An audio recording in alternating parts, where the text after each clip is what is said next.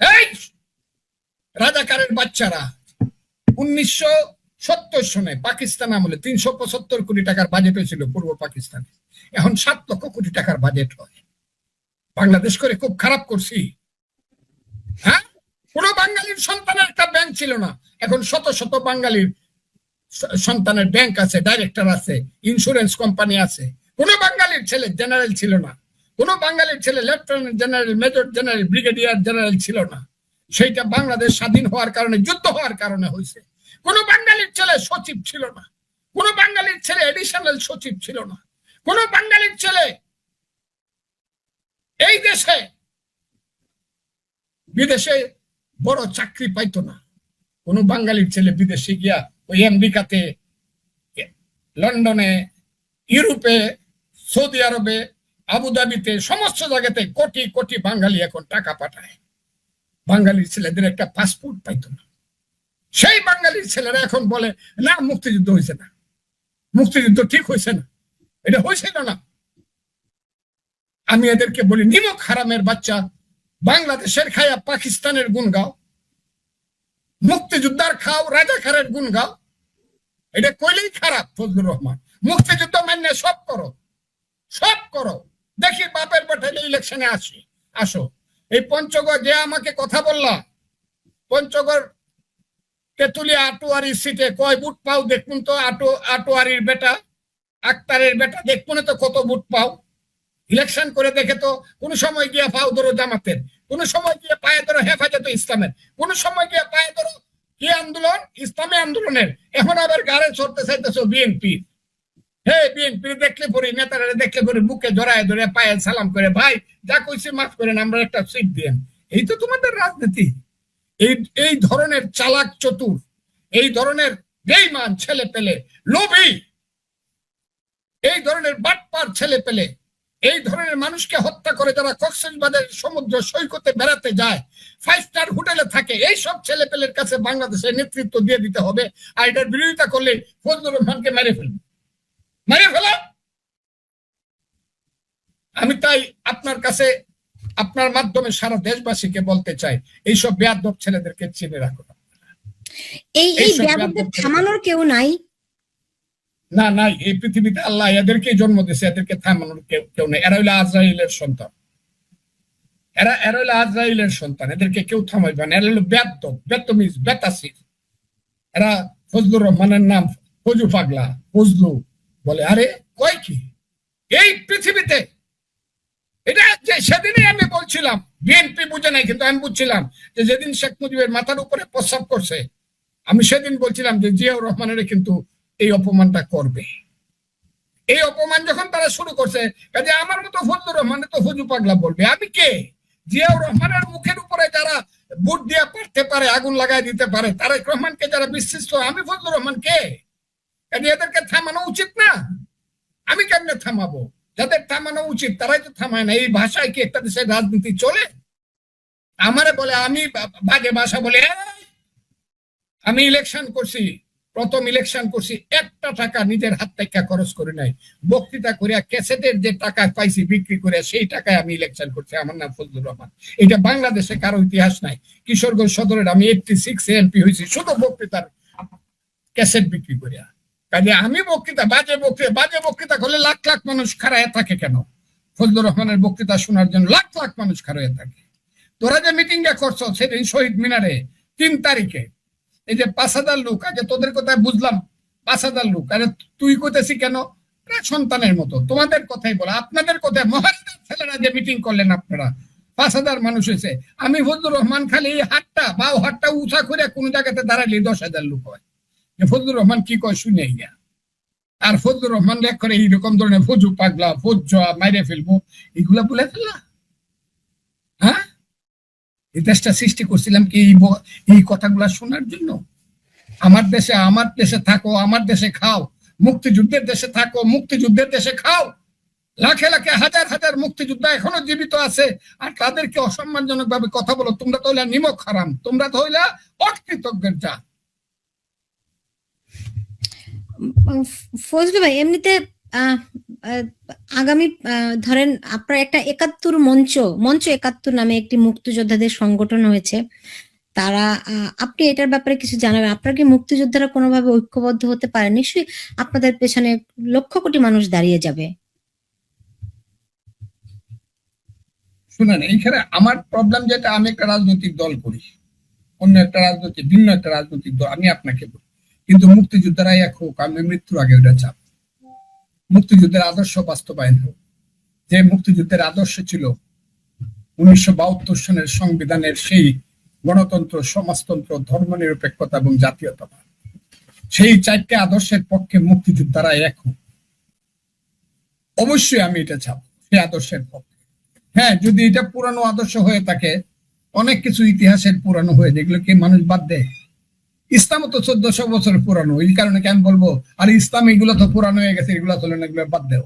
আমি তো সবসময় বলি, আমার দিনের নবী বাইচা থাকলে বদরের যুদ্ধ করতে এখন কি লাঠি লয়ে যাইতো কিনা। আমি তো মৌলানা সাহেবদেরকে প্রশ্ন করি। কাজেই যদি আধুনিকতা করতে চাও, সময়ের প্রয়োজনে সংবিধান সংশোধন হইতে পারে, আমার কোনো আপত্তি নাই, কিন্তু সংবিধানটাকে আপনি বাতিল করে দিবেন, নতুন ভাবে লিখে দিব, বাম হাত দিয়ে ঢিল মারে ফেলাই দিব। কইতেছে কে? একজন মার্কিন নাগরিক, গায়ের রং কালো, কিন্তু 40 বছর আগে গিয়ে আমেরিকান নাগরিক হয়েছে, উনি আমার দেশের সংবিধান লিখবো, এটা আমার মানতে হবে। আমি কথা সবগুলা বলতে পারবো না, কারণ আমি এমন একটা জায়গাতে আটকা আছি। তা না হলে এই দেশে একটা কথা আপনাকে বলি, মুক্তিযুদ্ধের আদর্শের পক্ষে, মুক্তিযুদ্ধ জীবিত আছে 1,12,000। আমি ওই দিন একটা হিসাব নিলাম, 1,12,000 মুক্তিযোদ্ধা জীবিত আছে, সবার বয়স 70-এর উপরে। কাজে এই মুক্তিযোদ্ধা ফিজিক্যালি আর কিছু করার নাই, দোয়া করা ছাড়া, আর পরামর্শ দেওয়া ছাড়া, আর জ্ঞান দেওয়া ছাড়া। আমি কথাটা খুব বোঝার চেষ্টা করেন, কিন্তু মুক্তিযুদ্ধের আদর্শের লোক কিন্তু 18 কোটি মানুষের মধ্যে 17 কোটি 75 লাখ। আমি ওই দিনও বলছি, আজকেও বলি, আগামী দিনও বলবো। আমি জিগাইছি অনেকগুলা মিটিং এ, আমার তো আপনারা পছন্দ করেন না, আমি নাকি জামাতে বকি না। আমি জামাতে বকি না, আমি বকি মুক্তিযুদ্ধ বিরোধীদেরকে। আপনারা হাত তুলেন তো দেখি, বলেন তো দেখি, রাজাকার ভালো না মুক্তিযোদ্ধা ভালো? এখন তো আপনারা আমার সামনে 10,000 লোক আছেন, কারণ আমার এলাকাতে আমি মিটিং করলে 10,000-এর নিচে লোক হয় না। আপনারা 10,000 লোক আছেন, হাত তুলেন কারা কারা রাজাকার ভালো, এটা কারা হাত তুলেন? একটা হাতও উঠে না। আচ্ছা, মুক্তিযোদ্ধা ভালো কারা কারা হাত তুলেন? 10,000 হাত, 20,000 হাত উঠে। আমার কথাগুলা খুব বুঝার চেষ্টা। ওখান থেকে আমি তাদেরকে জিজ্ঞাসা করি যে, আচ্ছা, কে কে রাজাকার কমান্ডারের ছেলে হাত তুলেন তো দেখি। একটা হাতও উঠে না। গৌরব করেন রাজাকার কমান্ডারের ছেলে বলে, একটা হাতও উঠে না।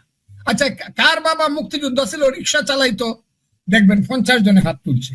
সে গৌরব, ফজলু ভাই আমার চিনেন না? ওই যে আমার বাবা, আমি এখন রিক্সা চালা, আমার বাবা কিন্তু মুক্তিযুদ্ধ ছিল। এটা গৌরব। আর এই গৌরবটা ওই সার্জিস আলমদের কথায় আমার বিক্রি করে দিতে হবে, ওই নাহিদদের কথায় যে না কোনো মুক্তিযুদ্ধ টুক্তিযুদ্ধ হয়েছে, তা বাদ দিলাম, পুরান জিনিস ভুলে যান গা। বাপ তো পুরান, তারে ভুলে যাও গা। পুরান জিনিস যদি ভুলে যাও, বাপ পুরান ভুলে যাও গা। আপনি কি আমার কথাটা বুঝতে পারছেন? জি জি, বুঝতে পারছি। পুরান জিনিস হলেই বাদ দিলেন লাগবো। কোরআন শরীফ মতো 1400 বছরের পুরান, বাদালেন লাগবো। তা আপনি মুসলমান হইলে পরে যদি কোরআন শরীফ বাদালেন, তাহলে আপনার মুসলমান হওয়ার দরকার থাকে, আপনি তো কাফের। আপনি যদি বাংলাদেশ মানেন, তাইলে আপনি বাংলাদেশি এবং বাঙালি। আর বাংলাদেশ যদি না মানেন, আপনি যান দূরে গিয়ে ওখানে স্লোগান দেন। ওই যে দেখি ঢাকায় নিয়ে স্লোগান দেয়, তুমিও জানো আমিও জানি রাজাকাররা পাকিস্তানি, তুমিও জানো আমিও জানি আলবদররা পাকিস্তানি। এই স্লোগান কিন্তু শুনতে হবে সারা জীবন। আর এই স্লোগান দিলে জামাত একটু পিছায় যায়, কিন্তু ওই ছেলেগুলো আগায় আসে, কারণ জামাত তো পরাজিত হয়েছে, আর এই ছেলেগুলা মনে করতেছে আমরা তো পরাজিত। কিন্তু না, যদি মুক্তিযুদ্ধ বিরোধী স্লোগান দেও, তোমাদের অবস্থা তাই হবে। দেখো না, এক সময় তোমাদের ডাকে মাঠে 10 লাখ লোক আইছিল, এখন 10,000-ও আসে না।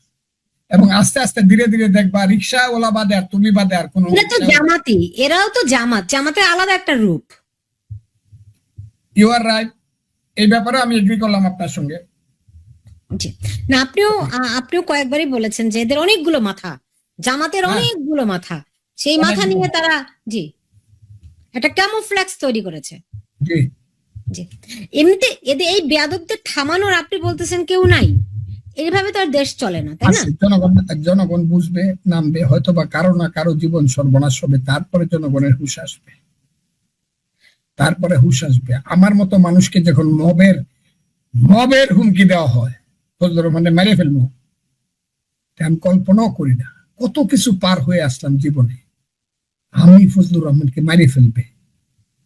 একটা দোষ যদি জীবনে কেউ দেখাইতে পারে ফজলুর রহমানের রাজনীতিতে, যে অমুকে একটা চর মারছি, অমুকের কাছ থেকে 10 টাকা চান্দা আনছি, অন্যায় করে 2 টাকা রোজগার করছি, একটা লোক যদি বাংলাদেশে বলতে পারে অমুকের কাছে 5 টাকা চান্দা আনছি, যদি বলতে পারে, জীবনে কোনোদিন রাজনীতি করবে, পাওয়ার দেখায়। আবার আমাদের নেতারা দেখি হাসা হাসা হাসা হাসা কি কি যেন করে টোরে। 70% পাওয়ার দেখো, আমি কি বলতে পারি না?